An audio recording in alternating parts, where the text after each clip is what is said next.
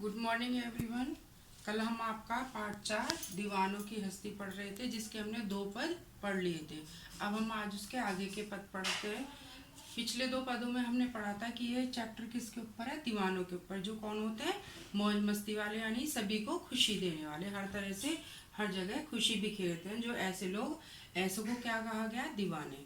तो यहाँ पे हमने 2 पदों में पढ़ा है कि ये जहाँ भी जाते हैं वहाँ पे ही खुशी का माहौल बना देते हैं और कहीं नहीं रुकते हैं।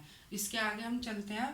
किस ओर चले ये मत पूछो, किस ओर चले ये मत पूछो, चलना है बस इसलिए चले।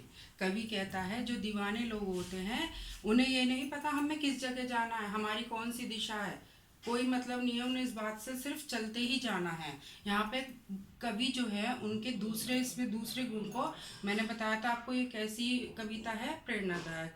तो दूसरा गुण इसमें बताया है निरंतरता का, कि इसमें चलते जाना, कहीं भी रुकना नहीं है। जैसे चलना है बस इसलिए चले, उन्हें चलना है, उन्हें इस बात से कोई मतलब नहीं है कि दीवानों को कि हमें कहाँ जाना है, हमारी कौन सी दिशा है, उन्हें तो सिर्फ चलते जाना है। जग से उसका कुछ लिए चले, जग को अपना कुछ दिए चले, जग से उसका कुछ दिए लिए चले और जग को अपना कुछ दिए चले। यहाँ पे कवि क्या कहते हैं कि जैसे यहाँ पे हमारा, मैंने अभी क्या बताया, निरंतरता, यानी कि कहीं पे रुकना नहीं है। जैसे अगर हम कहीं पे पानी को रख देते हैं कुछ दिन के लिए, तो उसमें क्या हो जाती है, बदबू हो जाती है, स्मेल आ जाती है। कोई भी चीज़ ऐसी जो हम रख देते हैं, यानी कि स्थिर कर देते हैं, तो वो क्या हो जाती है, खराब हो जाती है। इसलिए जग में ये हमारा नियम होना चाहिए चलते रहने का, कहीं भी रुकना नहीं है। यहाँ का भी कहता है जग में उसका कुछ लिए चले, यानी कि जग से जो अच्छी आदतें, अच्छी चीज़ें हैं वो हम जग से ले लेते हैं और जग को अपना कुछ दिए चले, और हर जगह अपने से, हम में जो कोई भी अच्छी चीज़ है, यानी खुशी है, हम खुशी को बांटते हैं, हंसी खुशी का माहौल बनाते हैं, यानी जग से क्या करते हैं, उसकी अच्छी बातें लेते हैं और जग को अपनी अच्छी बातें देते हैं, यानी जग से लेना और देना दोनों का काम करते हैं। फिर आता है दो बात कही दो बात सुनी, दो बात कही दो बात सुनी, कुछ हंसे और फिर कुछ रोए।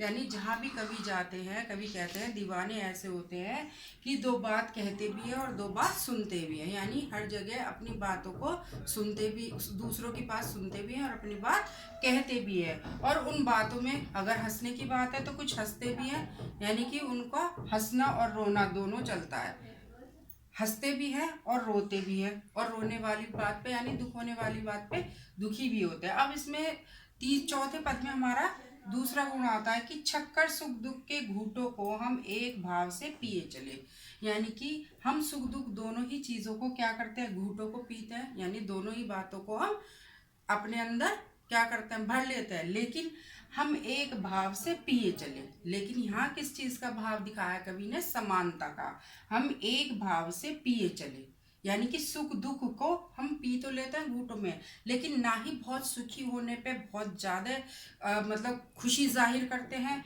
और ना दुखी होने पे निराश हो जाते हैं कि अब हमारा इसके आगे जीवन में कोई लक्ष्य नहीं है। तो यहाँ पे कवि ने क्या इस पद में दिखाया है कि समानता का भाव होना चाहिए, यानी सुख और दुख दोनों में ही हमें कैसा रहना चाहिए, एक समान, ना बहुत खुश होना चाहिए और ना ही बहुत दुखी होना चाहिए। इन दोनों पदों में ये 2 गुण बताए गए हैं आपको।